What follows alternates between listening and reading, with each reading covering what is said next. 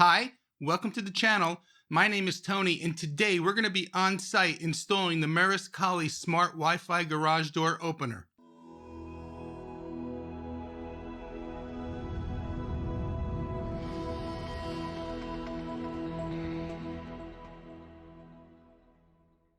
If this is your first time with us, subscribe to the channel and make sure you hit that little bell so that you're alerted to when I release some new content. So what we're going to do now is connect the Meross Collie up to Wi-Fi here in the studio to test things out before we actually get to the client's location and do the physical install. In order to do this, I created the same SSID and password that exists at the client's location. I'll be using the client's iPhone to proceed with the setup process. The Meross app says if you're using an iPhone, it's best to have iOS 13, but 14 would be preferred. And if using an iPhone, just go right to the Apple Home app to do the setup process. Now, if the client would like to control the garage door using the Meross app as well, you just simply have to launch the Meross app, hit the plus sign, and once it's already installed in HomeKit, it will automatically be detected by the Meross app.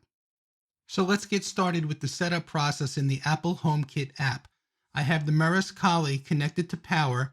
You should be able to see a flashing green and orange light that gives us the go-ahead that it's ready for setup. I have the one sensor plugged into Garage Door 1 in the back of the unit. I have the HomeKit app open on the client's phone, and we're going to go ahead and click Add Accessory. The next thing we need to do is scan the Apple HomeKit code that's located on the bottom of the unit, so we'll do that now.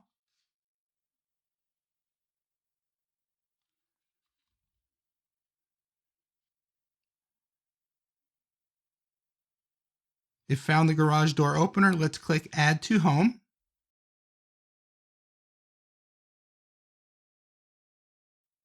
Now we have a solid green light. The next screen is asking for the garage door location. We're going to leave it set to garage and press continue.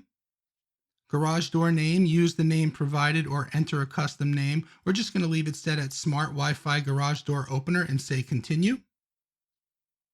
And now for garage door details. In this case, we're only going to be setting up one door, so I'm going to call the first door Main Door.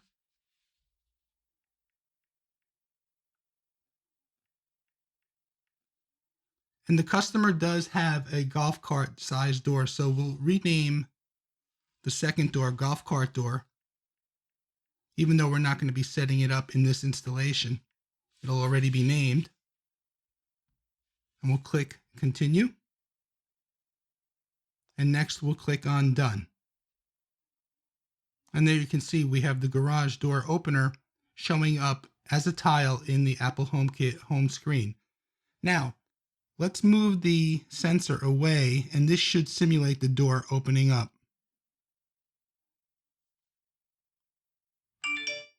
And you can see we have an alert that the main door was opened. Let's move the sensor back.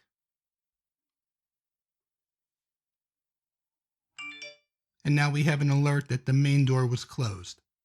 So the setup process was pretty straightforward. Now that we have it configured on Wi-Fi and we've tested the sensor and all is working properly, it's time to head over to the client's location and do the physical installation. Hi everyone, we're here on location at the client's house.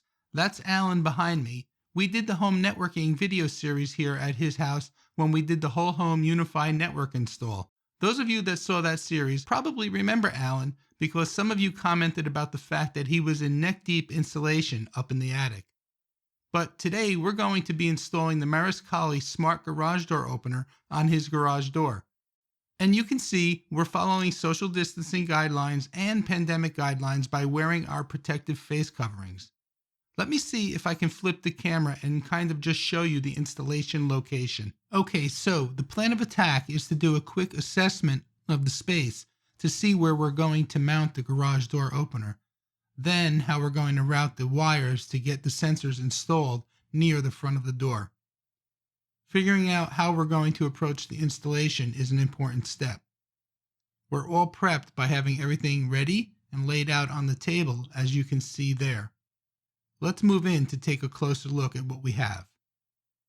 Here's the Meross garage door opener. Here's the sensor cable. Here's the AC power plug and cable. Meross included a bunch of tiny screws. This sensor actually gets installed on the door. I did bring along some wire ties for cable management and some Scotch plastic fasteners, which we'll use to mount this guy securely to the top of the garage door opener.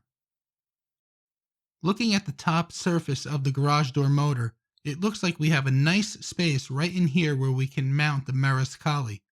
We'll use the Scotch plastic fasteners, but first we'll need to get this area cleaned up. For that, we'll be using some alcohol wipes. This way we have a nice clean mounting surface. Next, Alan is going to test the compatibility with his garage door opener by touching the two wall button pins using the supplied jumper cable. If the door opens, then the MSG 200 is compatible.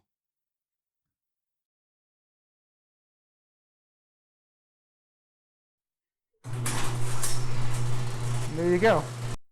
So we have a plan of attack in place. We're going to mount the sensors in the center at the top of the doors. The cable will be routed and secured up the side of the wood piece, then across the ceiling. It will be secured in place with a cable stapler. Now, you don't have to use a cable stapler, that's just our choice. You can use screw-in type or adhesive type cable fasteners. Once the cable is in place and secured, we'll mount the unit on the top of the motor using the Scotch fasteners. The last step will be to do some cable management for a nice, neat, professional looking installation.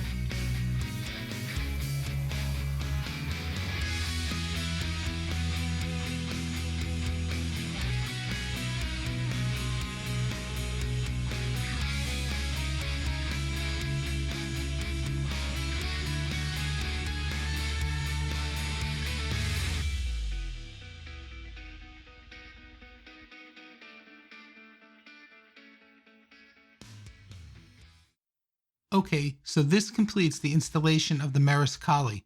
The unit is secured with the plastic fasteners we had mentioned earlier in the video. The trigger cable is routed into the motor head. Alan used the small screwdriver on the push pins in order to securely insert the wires. As you can see, we did some cable management up along the metal frame. The sensor cable is fastened across the garage ceiling in a straight line and then down the side of the wood where the sensors are installed near the top of the garage door. The key with this type of installation is to secure all of the cables out of the way of any moving parts. Let's go ahead and test the system. Hey Siri. Open the garage door. Okay, which garage door? The main door.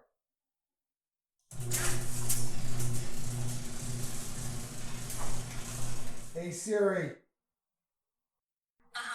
Close garage door. Okay, which garage door? Golf door, main door, third door, or all of them? Main door.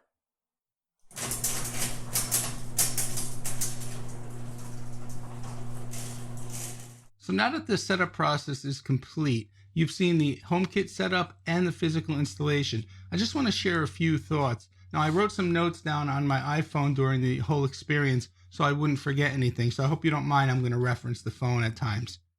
The first thing is that Apple requires use of a hub if you want to control the smart door opener remotely. Now, that can be a HomePod Mini, an iPad, or a later generation Apple TV.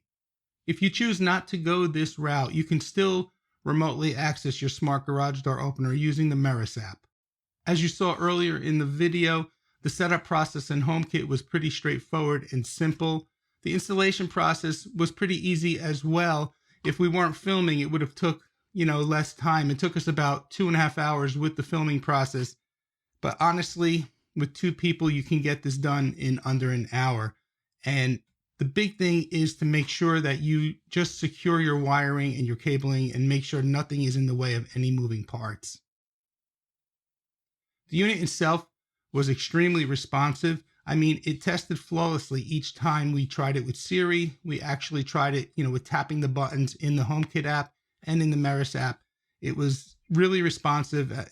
For $49, you really can't go wrong. That being said, about the Meross app, adding it to the Meross app once it's set up in HomeKit is really simple. You simply launch the Meross app. It's going to prompt you to create a free account, no big deal. Then you hit the plus sign in the upper right-hand corner and it automatically detects your device on the network. So that was a really cool and easy setup process.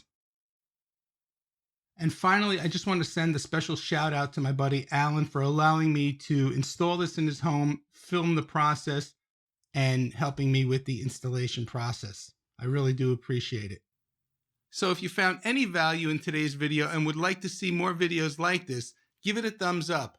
Be sure to check out some of my other videos up above. Please remember to subscribe, like, and share this video. My name is Tony with Quik Tech Solutions. As always, please stay safe. Thank you for watching, and we'll see you next time.